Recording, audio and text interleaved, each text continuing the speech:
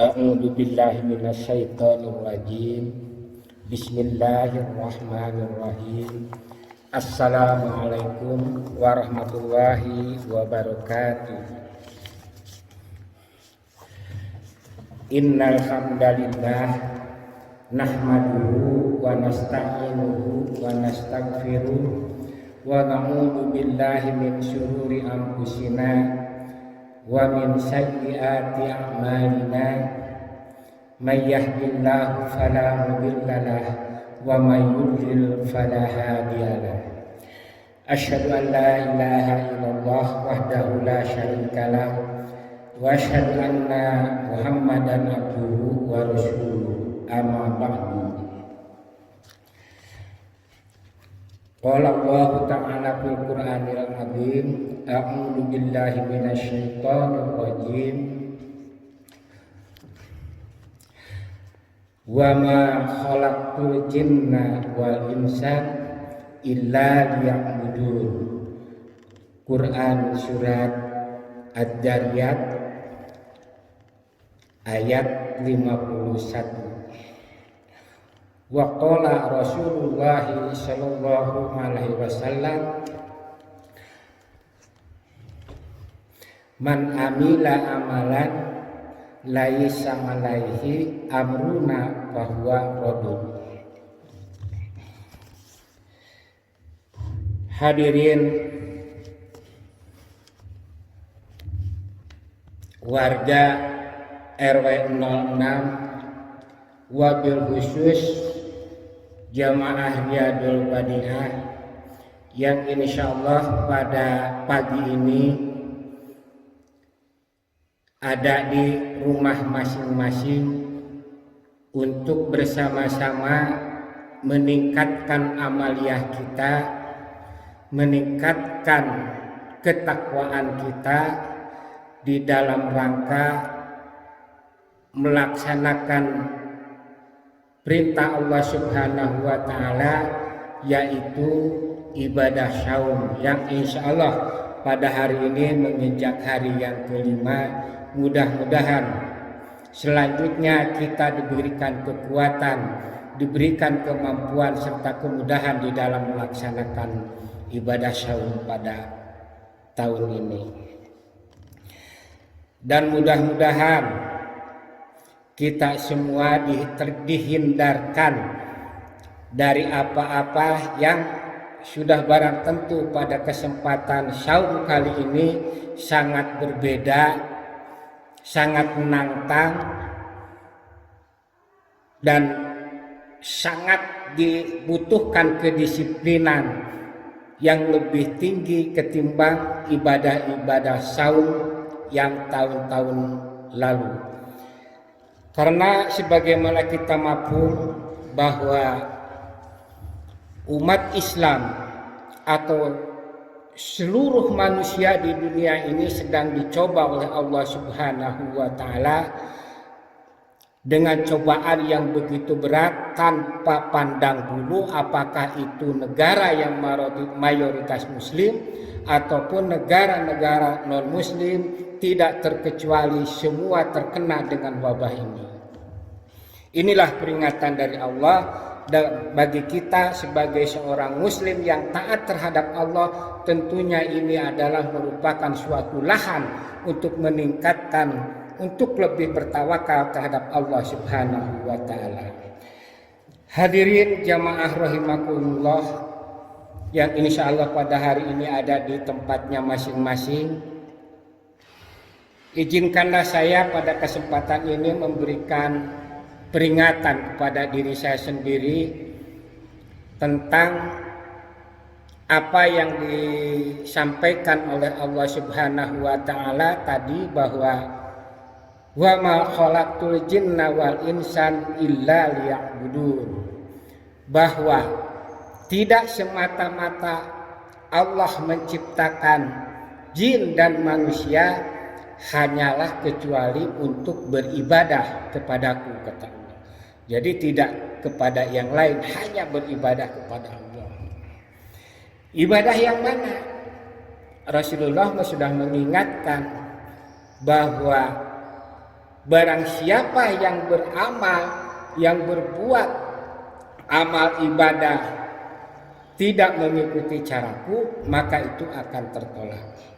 Inilah yang menjadi prinsip di dalam kehidupan kita, di dalam rangka meningkatkan keimanan dan ketakwaan kita. Hadirin jamaah rahimakumullah, ada dua tugas yang menyatu di dalam diri manusia, khususnya warga kaum muslimin di seluruh dunia, dengan penciptaan sebagai makhluk yang ditugaskan untuk beribadah. Ada dua tugas yang menyatu di dalam diri manusia. Yang pertama adalah tugas ibadah.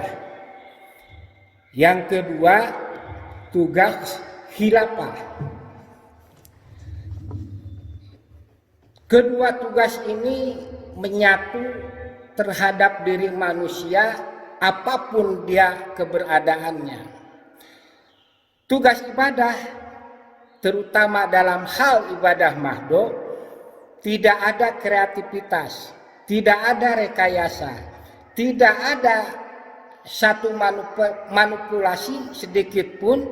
Prinsipnya at-tauqif wal ittiba, yaitu berhenti otak berpikir, mengikuti Quran dan Sunnah. Disinilah pentingnya ilmu, pentingnya kita menuntut ilmu, pentingnya paham, karena ibadah tanpa ilmu itu pasti akan menyesatkan. Jadi prinsip tugas manusia yang pertama ibadah, yang kedua tugas khilafah. Tugas ibadah tadi sudah disebutkan bahwa berhenti otak berpikir, mengikuti Quran dan Sunnah.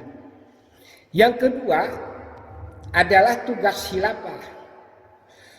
Tugas khilafah bukan hanya dia sebagai seorang pimpinan negara atau organisasi kemasyarakatan, tapi menyangkut seluruh aspek kehidupan. Di situ ditentukan, diperlukan yang tugas pribadinya sebagai seorang khilafah. Seperti apa tugas khilafah? Nah, sebaliknya dengan urusan ibadah, kalau tugas sebagai seorang khalifah, justru di sini diperlukan sebuah kreativitas. Dibutuhkan tentunya kreativitas dalam konteks tadi, bahwa penciptaan manusia itu adalah untuk beribadah kepada Allah. Jadi konteks khilafahnya konteks ibadah. Cuman ibadahnya tidak termasuk ibadah mahdo, maka dihargai sebuah kreativitas sehingga ada istilah sunnah hasanah. Nanti insya Allah saya akan paparkan apa itu yang disebut sunnah hasanah. Hadirin jamaah rahimakumullah, di dalam tugas khilafah diperlukan sebuah kreativitas, karena khilafah ini berurusan dengan masalah keduniaan, baik sebagai seorang pimpinan kepala negara, pimpinan sebuah organisasi kemasyarakatan, sampai kepada pimpinan paling bawah, baik itu berbentuk urusan masjid, kemasyarakatan, RT, RW, itu adalah menjadi tugas duniawi daripada seorang pimpinan atau manusia. Nah, disinilah diperlukan sebuah kreativitas, karena tidak ada penekanan secara langsung dari Rasulullah harus seperti apa bentuk daripada khilafah ini. Intinya tetap dalam konteks ibadah kepada Allah Subhanahu wa Ta'ala. Karena di dalam Piagam Madinah, yang di dalam masyarakatnya pada waktu itu yang multi majemuk, sama seperti di Indonesia sekarang, ada Nasrani, ada Yahudi, termasuk ada golongan-golongan yang berada pada waktu itu. Maka di sini ditekankan dalam tugas khilafah diperlukan sebuah kreativitas. Ada sebagian orang yang beranggapan bahwa khilafah itu adalah sebuah kewajiban, sehingga ada pemaknaan yang sempit di sini. Kenegaraan harus berbentuk khilafah atau kepemimpinan di dalam Islam. Bagaimana mungkin di dalam konteks khalifah harus kita mengikuti pemerintahan seperti di zaman Rasulullah, karena memang pada waktu itu semua tunduk pada waktu itu kepada Rasulullah Shallallahu Alaihi Wasallam. Maka konsep di dalam berbangsa dan bernegara ketika itu semua tunduk kepada apa yang diperintahkan oleh baginda Rasulullah Shallallahu Alaihi Wasallam. Baik, kita kembali kepada konsep sunnah hasanah. Karena sunnah hasanah ini bukanlah pendapat orang per orang. Karena ulama-ulama yang di dalam segi kemampuan, kesolehan, dan ilmu daripada mereka ini dikategorikan sebagai orang yang paling paham tentang masalah-masalah keagamaan. Para ulama-ulama salaf, ulama-ulama terdahulu membagikan atau membagi bid'ah di dalam 5 kategori. Yang pertama, bid'ah yang wajib. Apa ada bid'ah yang wajib? Contoh, di zaman Rasulullah Shallallahu Alaihi Wasallam tidak ada yang namanya mushaf Al-Quran. Karena ketika itu Al-Quran begitu sampai diwahyukan kepada baginda Rasulullah hanya dituliskan di dalam pelepah-pelepah atau di dalam kulit-kulit kayu yang pada waktu itu belum dibukukan. Ada juga yang ditulis dari batu atau kulit-kulit onta. Nah, sampai periode para sahabat Al-Quran masih belum dibukukan. Sampai pada Khalifah Abu Bakar As-Siddiq, beliau beranggapan ketika ada usulan dari sahabat yang lain bahwa Al-Quran harus dibukukan, Khalifah Abu Bakar As-Siddiq menolak ketika itu. Karena beranggapan beliau ketika itu bahwa itu tidak ada perintah atau dicontohkan oleh baginda Rasulullah Shallallahu Alaihi Wasallam. Apakah ini salah? Tidak salah. Karena pemahaman Abu Bakar As-Siddiq ketika itu masih banyak tulisan-tulisan Al-Quran, tulisan-tulisan ayat-ayat Al-Quran yang dikumpulkan oleh para sahabat atau sekretaris Rasulullah SAW pada waktu itu. Baru ketika pada masa Khalifah Utsman bin Affan, sekumpulan atau para ulama ketika itu berkumpul karena hilangnya mushaf-mushaf atau tulisan-tulisan Al-Quran dan sedikitnya para hafid karena berguguran di medan perang, sehingga dikhawatirkan tulisan ayat-ayat Al-Quran itu akan berkurang atau hilang bahkan. Karena banyak para sahabat yang hafal ayat-ayat Al-Quran ketika itu gugur di medan perang. Maka Khalifah Utsman bin Affan menginisiasi untuk membukukan Al-Quran dengan kumpulan-kumpulan daripada para sahabat yang hafal, termasuk dari transkrip tulisan-tulisan yang ada ketika itu. Nah, barulah setelah sekian proses yang cukup panjang, Khalifah Utsman bin Affan berhasil mengumpulkan mushaf-mushaf Quran, tulisan-tulisan Al-Quran sampai berhasil dibukukan seperti sekarang, yang disebut Mushaf Utsmani. Nah, inilah salah satu contoh bid'ah wajib. Kenapa bid'ah? Karena memang tidak dicontohkan oleh Rasulullah. Tidak ada perintah dari baginda Rasul. Tapi karena memang ini kepentingan yang mendesak, dikhawatirkan hilang, maka setelah dibukukan, alhamdulillah kita sampai sekarang bisa memanfaatkan dan sangat bermanfaat dengan adanya mushaf Al-Quran. Inilah yang disebut bid'ah wajib.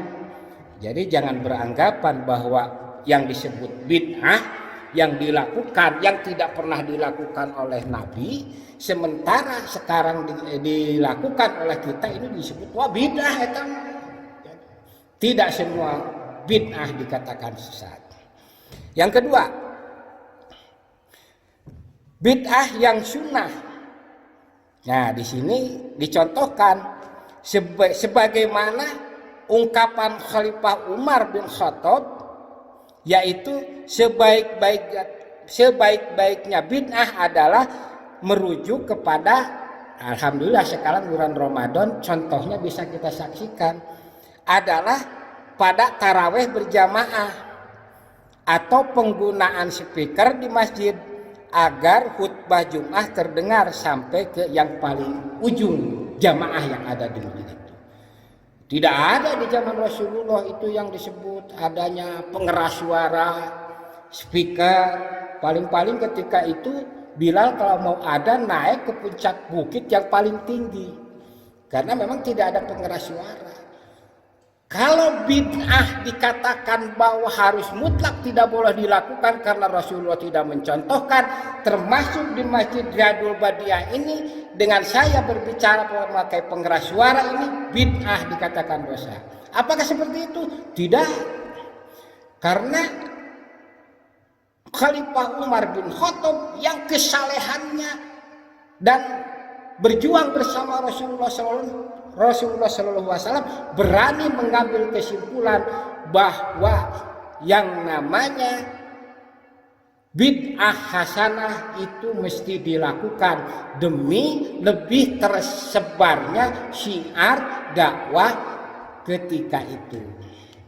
Jangan dikira Rasulullah pernah taraweh full selama bulan Ramadan berjamaah. Tidak. Itulah salah satu contoh kenapa bid'ah ada yang bersifat wajib.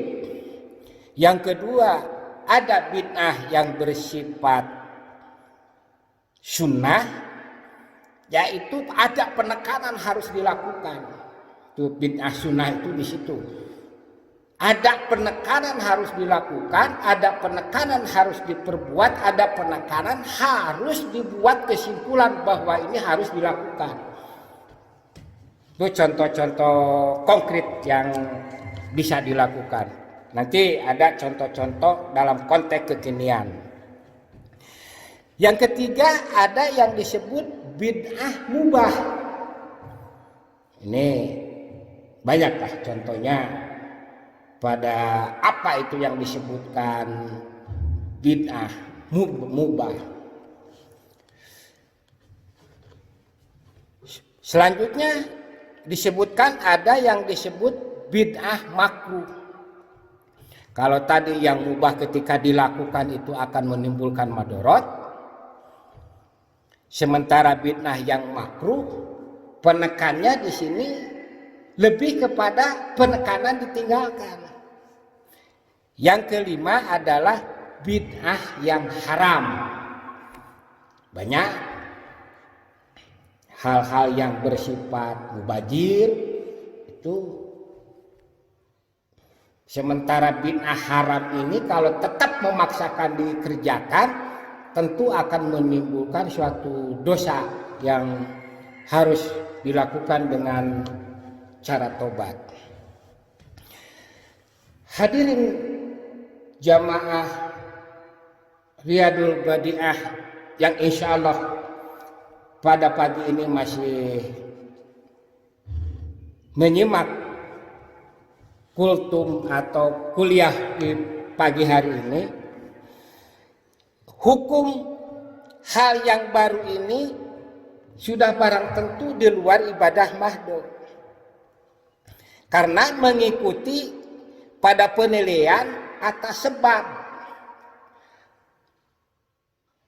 Ada jalan, ada tujuan, sehingga hasil dari aktivitas pekerjaannya itu menghasilkan manfaat.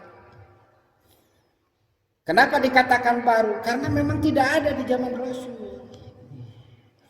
Nah, jadi 5 hukum bid'ah yang dikategorikan tidak ada pernah dilakukan di zaman Rasul dan tidak pernah diinstruksikan oleh Rasulullah Shallallahu Alaihi Wasallam, tetapi mengandung konteks manfaat, maslahat yang lebih besar ketimbang mandorot, maka di situ harus berani mengambil sikap kesimpulan. Makanya muncullah ilmu fikih, ilmu usul fikih. Karena fikih adalah untuk memantapkan, meyakinkan bahwa kita di dalam beribadah itu ada panduan. Makanya di situ disebutkan dituliskan di dalam fikih, sementara usul fikih yang menjadi asbab munculnya suatu perbuatan atau munculnya salah satu sebab akibat daripada hukum tersebut.